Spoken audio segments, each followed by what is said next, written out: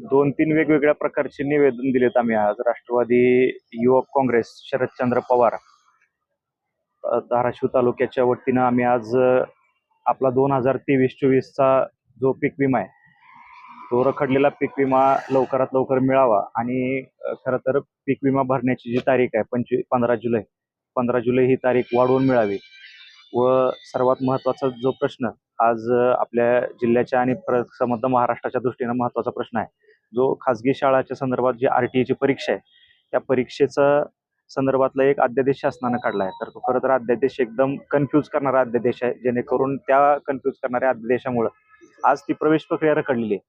तर त्यामुळं हजारो लाखो विद्यार्थ्यांचं नुकसान आणि खरं तर महाराष्ट्रातले सबंध पालक जे की आज खाजगी शाळांमध्ये ज्यांना ऍडमिशन घ्यायचंय आणि त्यांच्यासाठी शासनाने सवलत दिली RTE मार्फत, त्या सवलतीपासून खरं तर वंचित राहत आहेत आणि ती सवलत मिळावी आणि लवकरात लवकर त्या संबंधीचा एक विस्तृत आणि सगळ्यांना मान्य होईल असा सर्वसमावेशक अध्यादेश काढावा ह्याची एक मागणी केली आहे आम्ही.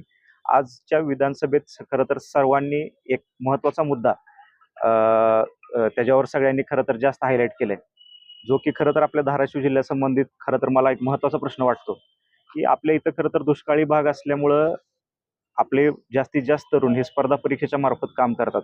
आज स्पर्धा परीक्षेच्या अंतर्गत पेपर फुटीचा हा सगळ्यात महत्त्वाचा मुद्दा आज महाराष्ट्रात नव्हे तर पूर्ण देशात गाजतोय. तर त्या संदर्भात आपल्या पूर्ण विरोधी पक्षातल्या नेत्यांनी खरं तर प्रमुखपणे माननीय रोहितदादा पवारांनी मागणी केली आहे की पेपर फुटी संदर्भात एक शासनाचा कठोर कायदा करण्यात यावा, जेणेकरून की इथून पुढच्या काळात आपल्यासारख्या सामान्य घरातील युवकांना रोजगाराच्या संधी उपलब्ध होण्यासाठी आणि एक सुरक्षितता वाटण्यासाठी, एक अभय वाटण्यासाठी एक चांगलं काम होईल आणि त्यामार्फत शासनाची पारदर्शकता लक्षात येईल. नाही, खरं तर ते शाळेतल्या बाकीच्या लोकलच्या ज्या गोष्टी आहेत त्याची खरं तर आम्ही माहिती घेऊ. सर्वप्रथम आमच्याही कानावर तो विषय आलाय, पण आम्ही तिथली त्यांची ग्राउंडची माहिती घेऊन नक्कीच त्या शाळेला आम्ही त्या विद्यार्थ्याच्या संबंधित असेल किंवा एक नागरिक म्हणून असेल तर आम्ही त्या शाळेला नक्कीच जाब विचारू. सर्व विरोधी पक्षाने ह्या सगळ्या मागण्या उचलून धरलेल्या आहेत. आम्ही त्या मागण्याला एक युवक म्हणून आम्ही सगळ्यांनी एकत्र येऊन सपोर्ट केलेला आहे. येणाऱ्या काळात जर आम्ही ह्या मागण्या पूर्ण नाही झाल्या तर येणाऱ्या काळात आम्ही तीव्र स्वरूपात राष्ट्रवादी युवक काँग्रेसतर्फे आंदोलन करण्यात येईल. धाराशिव शहरामध्ये